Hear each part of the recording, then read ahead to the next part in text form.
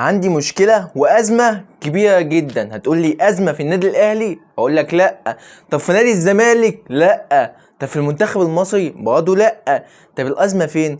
الأزمة إن أنا بعد ما بحلق وداني بتكبر، ودي أزمة كبيرة جدا، وده حاجه مزعلاني. طب ايه اللي يفرحك؟ اللايك بتاعك الجميل ده عمل لاخوك محمد ابو سعيد اللي بيسعى جاهدا لاسعادك. طيب ندخل في حلقتنا وكما تعودنا، لا بدايه لحلقه قبل الدعاء لاخواتنا في فلسطين، اللهم انصر اخواننا المستضعفين في فلسطين، وندخل في الاحداث الخطيره المثيره. رقم واحد واول حاجه كده، حاجه انتوا عارفينها، وهو موعد وصول اشرف داري. اشرف داري هيوصل مصر يوم الاثنين الجاي بعد اخر مباراه ليه مع نادي بريست الفرنسي. واللي ما عرفش اشرف داري وامكانيات اشرف داري لاعب متميز جدا، لاعب ديفندر مساك كواليتي عالي جدا، سرعته مساعداه، لاعب طويل بيجيد رأسيات، لا لاعب متكامل، لاعب بيعرف سرعته بيعرف يرجع في المرتدة، تلاقي رجع بسرعة مع المرتدة، مش زي واحد زي رامي ربيعة لما بيطلع في كرة هجمة او حاجة لا بيبقى محتاج عربية ميكروباص عشان يرجع تاني، ولسه هيحاسب الميكروباص ويقعد يفاصل في الأجرة، وحوار كبير قوي، حوار كبير على ما يرجع تاني عشان يدافع. فلا دي من اهم مميزات اشرف داري، السرعه، وان هو بيجيد رأسيات وبيلعب برجله كويس جدا جدا جدا. ده اشرف داري. لكن زي ما قلنا في الحلقه اللي فاتت، ما نقارنش بمحمد عبد المنعم. محمد عبد المنعم مفيش زيه في القاره كلها. طيب ندخل على الموضوع التاني، وبشرى ساره لكل زملكاوي، ركز معاه لو انت زملكاوي، ركز معاه برضه لو انت اهلاوي.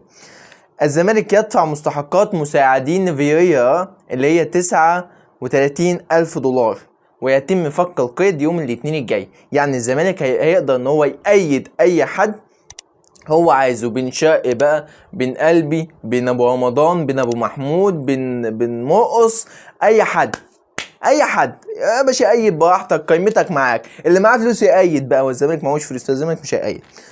ده موضوع الزمالك. طيب ندخل على الموضوع التاني، وهو عرض كوكا، عرض ولدنا كوكا ابن النادي الاهلي. طبعا في عرض جايله من البرتغال، والعرض رايو ايفي او رايو ايفا.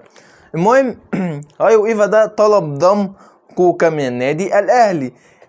الاهلي رفض اصلا ان هو يناقش العقد، يناقش الموضوع، رفض ان هو يناقش الموضوع. ليه؟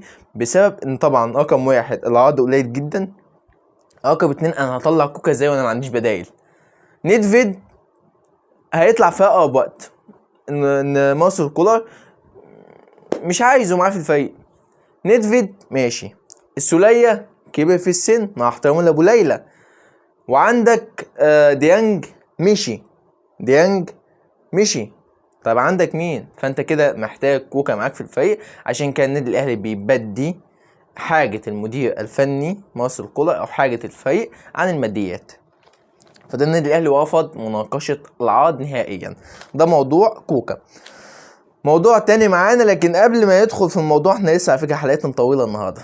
حط اللايك بتاعك الجميل دعما لاخوك محمد ابو سعيد اللي بيسعى جاهدا لاسعادك. وعايزين بقى يا جماعه نطلع بالفيديوهات شويه، انا الفيديوهات بقالي يومين ما بوصلش 50 مشاهده اصلا، فانتوا يعني شدوا حيلكم معايا شويه باللايكات عشان فيديوهاتنا تظهر للناس.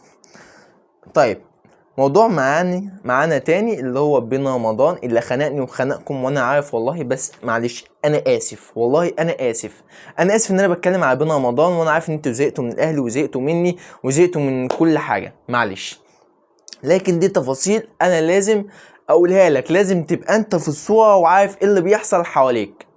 طيب موضوع محمد علي بن رمضان، النادي الاهلي بيعمل هولد على الصفقه، اللي هو من الاخر كده نام دلوقتي احنا مش فاضيين لك، بسبب بيرسي تاو مسبب ازمه النادي الاهلي.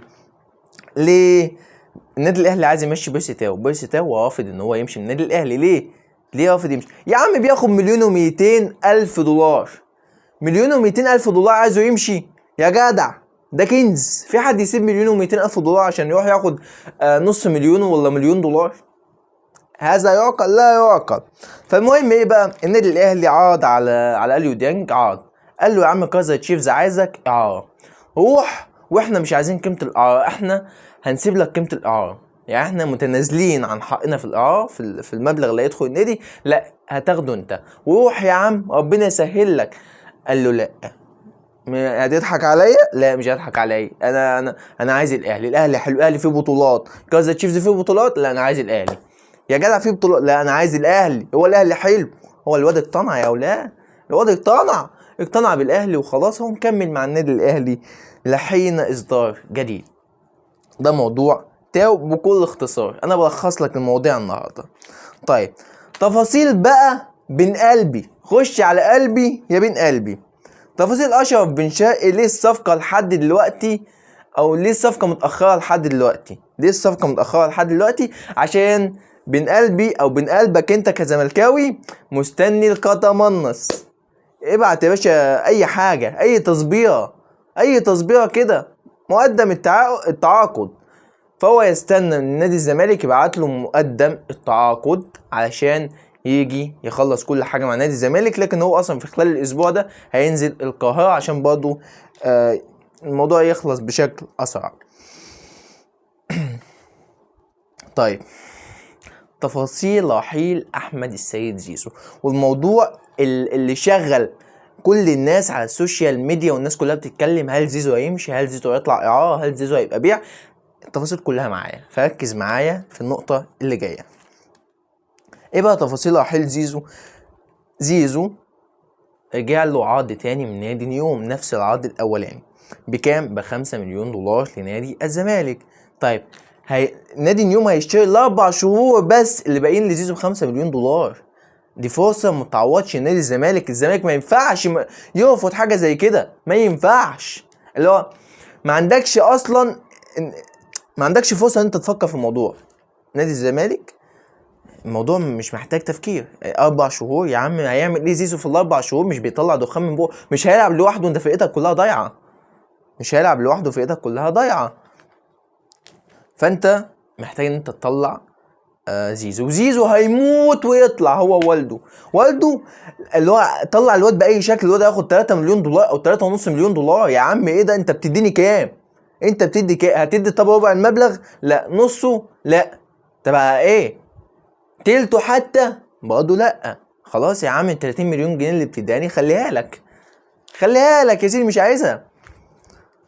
فهو ده القصه وما فيها، يعني ان زيزو جايله عرض، هو هياخد 3 مليون دولار في الموسم، ونادي الزمالك 5 مليون دولار في قد ايه؟ في 4 شهور. فنادي نيوم عرض تاني، قال له يا سيدي خلاص هاخد اللاعب منك سنتين بنفس الرقم.